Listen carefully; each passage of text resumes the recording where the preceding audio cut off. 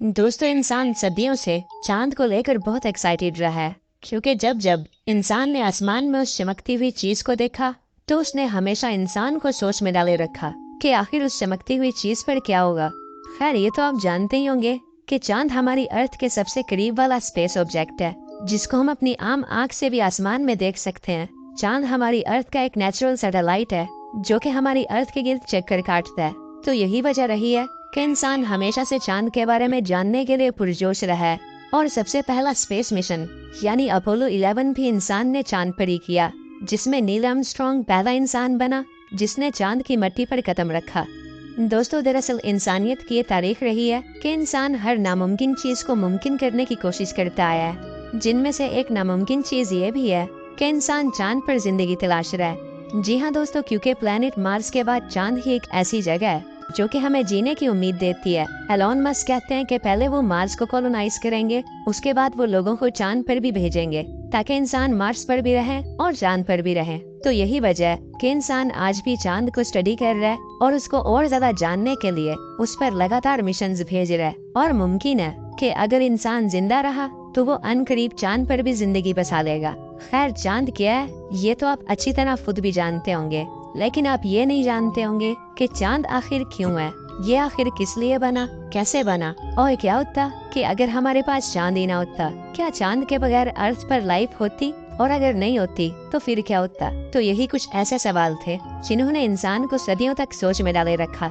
और इन्हीं कुछ सवालों का जवाब जानने के लिए इंसान को वक्त में पीछे जाना पड़ा, यानी उस वक्त जब कोई चांद ही नहीं था। तो जब इंसान ने चांद को वक्त में पीछे जाकर देखा तो इंसान को समझ आया कि आखिर ये चांद है क्या। तो जी हाँ दोस्तों, आज का ये वीडियो चांद को स्टडी करके बनाया गया है। इस वीडियो के अंदर हम चांद के बनने से लेकर चांद पर बसने तक की मुकम्मल कहानी को डिटेल से डिस्कस करने वाले हैं। तो हमेशा की तरह ये वीडियो भी काफी ज्यादा इंटरेस्टिंग होगा, इसीलिए इसको एंड तक देखते रहना। तो दोस्तों, अगर बात करें चांद की, तो सबसे पहले हम ये जान लेते हैं कि चांद आखिर बना कैसे। तो स्टार्ट करते हैं स्टोरी ऑफ द मून।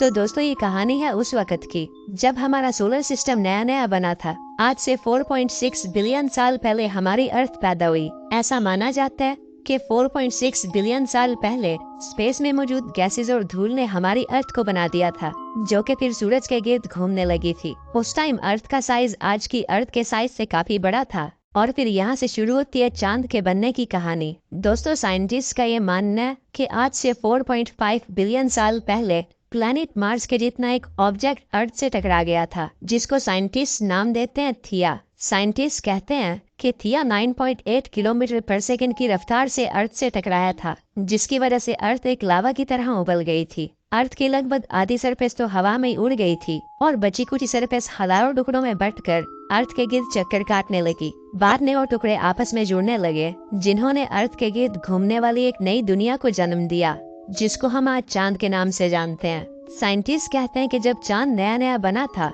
तो ये बहुत ज्यादा गर्म था। वैसे तो चांद अर्थ से 3.5 लाख किलोमीटर से भी ज्यादा दूर है, लेकिन दोस्तों उस वक्त चांद सिर्फ अर्थ से 22,530 किलोमीटर दूर था, जो कि अर्थ के इतना ज्यादा पास था कि अगर हम इसको देख लेते तो ऐसा लगता जैसे एक पिघली हुई दुनिया अर्थ के ऊपर मंडरा रही है। दोस्तों, उस टाइम हमारी अर्थ का एनवायरनमेंट बहुत ही खराब था, जो कि बिल्कुल भी जीने लायक नहीं था। हमारी अर्थ ऐसे थी जैसे कोई जहन्नुम हो, क्योंकि अर्थ पर लावा के बड़े बड़े समंदर थे जो कि ठंडा होने का इंतजार कर रहे थे। खैर, वक्त गुजरता गया और गुजरते वक्त के साथ साथ अर्थ और मून दोनों ठंडे होते गए। अर्थ जो पहले एक जहन्नुम थी, वो धीरे धीरे अपने ऊपर एक सॉलिड सरफेस को बनाने लगी। हमारे चांद पर भी सरफेस बन चुकी थी और हमारा चांद बिल्कुल साफ सुथरा था, यानी जैसे आज उस पर दाग धब्बे हैं तो उस वक्त चांद पर कोई भी दाग धब्बे नहीं थे। अब सवाल ये है कि आखिर चांद पर ये दाग आए कैसे। तो दोस्तों, हुआ कुछ यूं कि जब अर्थ और चांद ठंडे हो रहे थे तो उस वक्त एस्ट्रॉइड और मीटियोर्स की बारिश होती थी, जिसको साइंटिस्ट नाम देते हैं LHB, यानी लेट हैवी बम्बार्डमेंट। LHB एक ऐसा टाइम था जब हजारों मीटियोर्स आसमान से गिरते थे और अर्थ और मून से टकराते थे। ये एस्ट्रॉइड्स कई मिलियन सालों तक अर्थ और चांद से टकराते रहे, जिसकी वजह से चांद पर दाग लगे और अर्थ पर लाइफ स्टार्ट हुई। जी हाँ दोस्तों, ऐसा माना जाता है कि आज से 4 बिलियन साल पहले जब चांद ठंडा हुआ तो चांद के साउथ पोल पर एक बहुत बड़ा इम्पैक्ट हुआ, जिसकी वजह से चांद के साउथ पोल पर एक बहुत ही बड़ा गड्ढा बन गया। उसके बाद चांद पर लगातार ऐसे इम्पैक्ट्स होते रहे जिनकी वजह से चांद जो पहले बिल्कुल व्हाइट था उस पर दाग लगने लगे। वो जगह जगह से डार्क ग्रे कलर का होने लगा। चांद पर धब्बे बनते गए और चांद के उन धब्बों को साइंटिस्ट नाम देते हैं मारिया। दोस्तों, मारिया के बनने के भी कुछ मिलियन सालों के बाद चांद पर फिर से इम्पैक्ट्स होने लगे, लेकिन ये इम्पैक्ट्स पहले वाले इम्पैक्ट से काफी छोटे थे, जिनकी वजह से चांद पर बहुत सारे छोटे छोटे गड्ढे बनते गए। ऐसे ही दोस्तों, अगर अर्थ की बात करें तो आज से 4 बिलियन साल पहले आसमान से मीटियोर्स की बारिश होती थी। वो मीटियोर्स वैसे तो अर्थ पर तबाही मचाते थे, लेकिन वो अपने साथ एक बहुत ही खास चीज लाया करते थे, और वो खास चीज थी पानी। जी हाँ दोस्तों, अर्थ पर शुरू से पानी नहीं था, बल्कि वो एस्ट्रॉइड्स और मीटियोर्स जो अर्थ पर गिरते थे अपने साथ पानी की एक छोटी सी अमाउंट को लाया करते थे। ये मीटियोर्स कई मिलियन सालों तक अर्थ पर बरसते रहे, जिनकी वजह से अर्थ पर पानी जमा होना शुरू हुआ, जो कि अर्थ पर लाइफ स्टार्ट होने की वजह बना। अर्थ जो पहले एक जहन्नुम थी, वो धीरे धीरे अपने ऊपर एक एटमॉस्फेयर को जन्म देने लगी, क्योंकि अर्थ पर समंदर बन रहे थे जो कि इवेपोरेशन करने लगे। तो इन सब के चलते अर्थ को एक सूटेबल इन्वायरमेंट मिला जो जिंदगी के लिए जरूरी था। अब दोस्तों, ये तो हो गई बात चांद के बनने की और अर्थ पर लाइफ स्टार्ट होने की। तो अब हम बात कर लेते हैं चांद के कुछ साइंटिफिक फैक्ट्स के बारे में जो कि साइंटिस्ट ने हाल ही में डिस्कवर किए। तो ज्यादा टाइम नहीं लेते और वीडियो को कंटिन्यू करते हैं। Number 1, shape of the moon.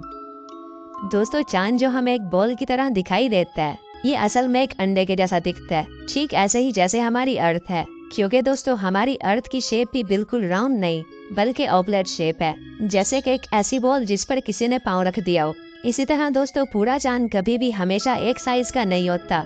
ये कभी छोटा नजर आता है तो कभी बहुत बड़ा नजर आता है। दोस्तों, जब चांद अपने अपोजी यानी अर्थ से सबसे दूर वाले पॉइंट पर होता है तो ये काफी छोटा दिखाई देता है, लेकिन वहीं अगर चांद अपने प्रायोजी यानी अर्थ के सबसे नजदीक वाले पॉइंट पर होता है तो ये काफी बड़ा दिखाई देता है। दोस्तों, जब चांद अर्थ से दूर होता है तो अर्थ पर मौसम काफी अच्छा रहता है और समंदरों में छोटी छोटी लहरें पैदा होती हैं। लेकिन जब चांद अर्थ से सबसे करीब वाले पॉइंट पर आ जाता है तो अर्थ का मौसम बिगड़ने लगता है और समंदरों में लंबी लंबी लहरें पैदा होती हैं। कहते हैं कि चांद जितना ज्यादा अर्थ के करीब आएगा, अर्थ के समंदरों में उतने ही बड़े तूफान आएंगे।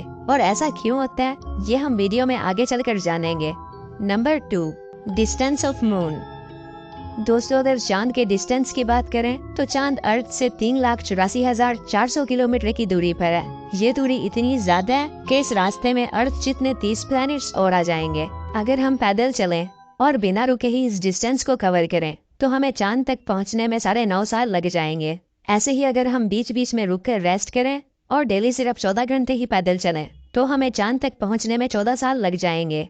इसी तरह एक कार हमें 130 दिन तक यानी लगभग 4.5 महीने में चांद पर पहुंचा देगी। और अगर बात करें एक रॉकेट की तो एक रॉकेट हमें सिर्फ 13 घंटे में ही चांद पर पहुंचा सकता है। Number 3, gravity of moon.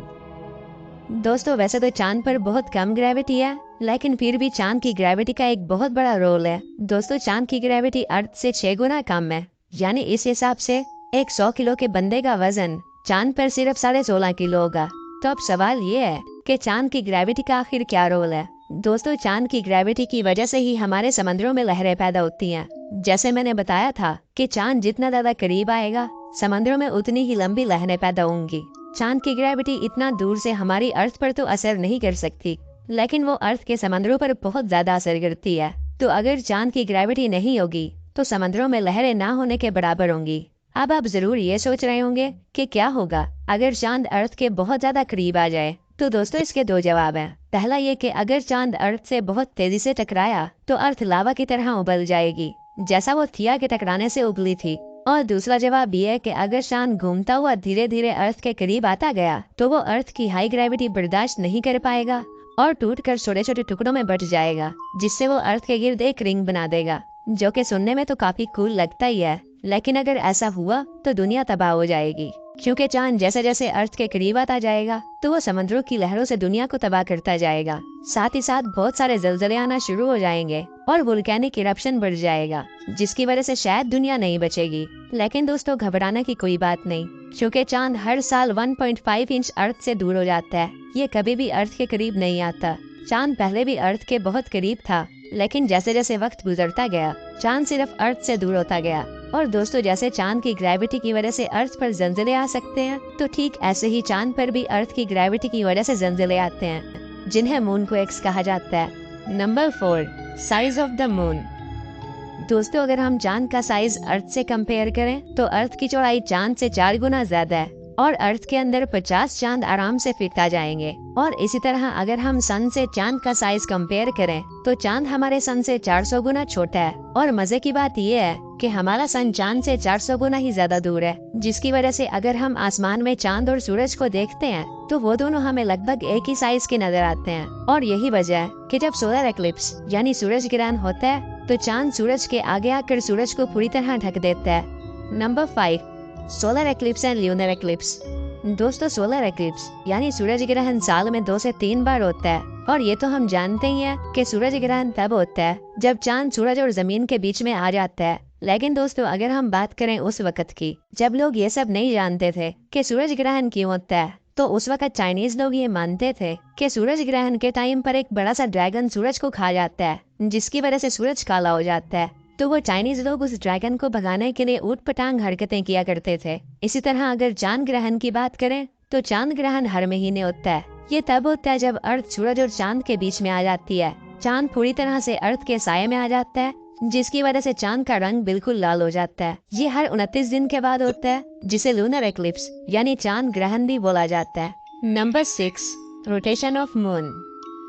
दोस्तों अगर आपने कभी नोटिस किया हो तो हमें हमेशा चांद की सिर्फ एक साइड ही नजर आती है। हम कभी भी चांद की दूसरी साइड नहीं देख सकते, क्योंकि दोस्तों चांद एक ही साइड लेकर अर्थ के गिर्द रोटेट करता है, जिसको टाइडल लॉक भी बोलते हैं। हमारी अर्थ तो स्पिन भी करती है, लेकिन दोस्तों चांद कभी भी स्पिन नहीं करता, तो हमें सिर्फ चांद का एक ही चेहरा नजर आता है। तो चांद की जो साइड हमें नजर आती है उसको हम नियर साइड ऑफ मून कहते हैं, और चांद की जो साइड हमें नजर नहीं आती उसको हम फार साइड या फिर dark side of the moon भी कहते हैं।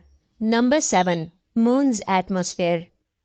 तो दोस्तों अगर बात करें एटमॉस्फेयर की तो अर्थ पर एक बहुत ही अच्छा एटमॉस्फेयर है, जिसकी वजह से अर्थ पर जब रात होती है तो उससे पहले एक शाम भी आती है, यानी रात एकदम से नहीं होती बल्कि धीरे धीरे से होती है। बट वहीं अगर हम चांद की बात करें तो चांद पर एटमॉस्फेयर ना होने के बराबर है। तो यही वजह है कि चांद पर रात से पहले कोई भी शाम नहीं आती और डायरेक्ट दिन से रात होती है और रात से दिन हो जाता है। ऐसे ही अगर हवा की बात करें तो चांद पर कोई भी हवा नहीं है, यानी अगर हम चांद पर एक झंडा लगाएंगे तो वो झंडा नहीं लहराएगा। यही वजह है कि चांद पर जो एस्ट्रोनॉट्स गए थे तो उनके जूते का निशान कई मिलियन सालों तक रहेगा, क्योंकि ना तो हवा चलेगी और ना ही मिट्टी उड़ेगी। दोस्तों चांद पर जाने वाले एस्ट्रोनॉट्स ने ये बताया है कि चांद की मिट्टी की स्मेल गन पाउडर जैसी है, ऐसा गन पाउडर जो कि यूज हो चुका हो, और वो शायद इसलिए कि चांद पर कई सालों तक इम्पैक्ट्स होते रहे। Number 8, moons temperature. दोस्तों चांद पर दिन का टेम्परेचर 120 डिग्री सेल्सियस होता है, जो कि इतना ज्यादा गर्म है कि इस टेम्परेचर पर चाय आराम से बन सकती है। और वहीं अगर हम रात की बात करें तो चांद पर रात का टेम्परेचर -130 डिग्री सेल्सियस तक चला जाता है, जो कि इतना ज्यादा ठंडा है कि ये टेम्परेचर इंसान की हड्डियों तक को फ्रीज कर देगा। दोस्तों दुनिया की सबसे ठंडी जगह एंटार्क्टिका है, जहाँ का मिनिमम टेम्परेचर -90 डिग्री सेल्सियस तक चला जाता है। तो ये टेम्परेचर भी चांद के टेम्परेचर के मुकाबले काफी गर्म है। Number 9, missions on moon. दोस्तों वैसे तो चांद का सबसे पहला मिशन अपोलो 11 को माना जाता है, जिसमें नील आर्मस्ट्रांग पहले इंसान थे जो कि चांद पर उतरे थे। पर दोस्तों मजे की बात ये है कि अपोलो 11 पहला मिशन नहीं था जो कि चांद पर भेजा गया। अपोलो 11 को शायद पहला मिशन इसलिए बोला जाता है क्योंकि इस मिशन में इंसान भी थे। इससे पहले चांद पर जितने भी मिशन भेजे गए तो उनमें इंसान नहीं थे, जिनमें ज्यादातर मिशन सोवियत यूनियन के जरिए भेजे गए थे। दोस्तों 1959 में सोवियत यूनियन ने चांद पर अपना पहला मिशन भेजा, जिसका नाम था ल्यूना 1, जो कि एक फ्लाई बाय मिशन था। इस मिशन में एक स्पेसक्राफ्ट ल्यूना 1 को चांद के पास से फ्लाई बाय करके जाना था। लेकिन दोस्तों जैसे ही वो स्पेसक्राफ्ट चांद के पास से फ्लाई बाय करके जाता है तो उससे कम्युनिकेशन टूट गया था। लेकिन फिर भी इसको एक सक्सेसफुल मिशन समझा गया, क्योंकि तब तक ल्यूना 1 चांद की बहुत सारी इंफॉर्मेशन कैप्चर कर चुका था। ऐसे ही दोस्तों ल्यूना 1 के बाद ल्यूना 2 भेजा गया, जिसमें एक स्पेसक्राफ्ट को मून पर क्रैश लैंडिंग कराई। दोस्तों चांद पर सॉफ्ट लैंडिंग करने वाला सबसे पहला स्पेसक्राफ्ट सोवियत का ल्यूना 9 था, और चांद पर चलने वाली सबसे पहली गाड़ी ल्यूनोखोड 1 थी, जो कि सोवियत यूनियन ने ही भेजी थी। तो चांद पर ज्यादातर मिशन सोवियत यूनियन ही भेजा करती थी। अगर हम बात करें अपोलो 11 की, तो अपोलो 11 एक अमेरिकन मिशन था जो कि 1969 में भेजा गया था। अपोलो 11 के बाद अपोलो के और भी बहुत सारे मिशंस किए गए जो कि सबके सब अमेरिका ने किए थे। उन सभी मिशंस को मिलाकर सिर्फ 24 लोग ही ऐसे थे जो कि चांद पर जा सके, और उन 24 लोगों में से सिर्फ 12 लोग ही ऐसे थे जो कि चांद पर उतर पाए। दोस्तों, एलन शेफर्ड नाम का ये आदमी अकेला ऐसा इंसान था जिसने चांद पर गोल्फ खेला था। उसकी गोल्फ की बॉल चांद पर गुम हो गई थी जो कि आज तक नहीं मिली। कहते हैं कि वो बाल आज भी चांद पर ही है। Number 10, life on the moon. दोस्तों, चांद पर लाइफ पॉसिबल हो भी पाएगी या नहीं, इसके बारे में साइंटिस्ट अभी भी अनक्लियर हैं। बट एलोन मस्क ये कहते हैं कि पहले वो मार्स को कॉलोनाइज करेंगे, उसके बाद वो इंसानों को चांद पर भी रहने के लिए भेजेंगे। यानी इंसान मार्स पर भी रहेंगे और चांद पर भी रहेंगे। और ये सब कैसे पॉसिबल होगा, इन सब पर मेरे चैनल पर वीडियोस आती रहेंगी। वैसे तो चांद के बारे में अभी भी बहुत से फैक्ट्स ऐसे हैं जिनको मैं इस वीडियो में नहीं बता पाया, क्योंकि ये वीडियो पहले ही बहुत ज्यादा लंबा हो चुका है। बट अगर आप अभी भी ये वीडियो देख रहे हो तो इसका मतलब है कि आपको वीडियो देखने में मजा आ रहा था। तो अगर मजा आया तो लाइक करो, और अगर नहीं आया तो भी लाइक करो, क्योंकि एक वीडियो की रिसर्च करने में और उसके बाद उसकी एडिटिंग करने में बहुत सारा टाइम लग जाता है। तो लाइक लाजमी करो, और अगर ऐसी ही नई नई चीजें जानने का शौक रखते हो तो चैनल को फॉलो और सब्सक्राइब करके रख लो, ताकि मेरा और आपका कनेक्शन जुड़ा रहे। बस तो फिर मिलते हैं किसी नेक्स्ट वीडियो में, तब तक के लिए अल्लाह हाफिज।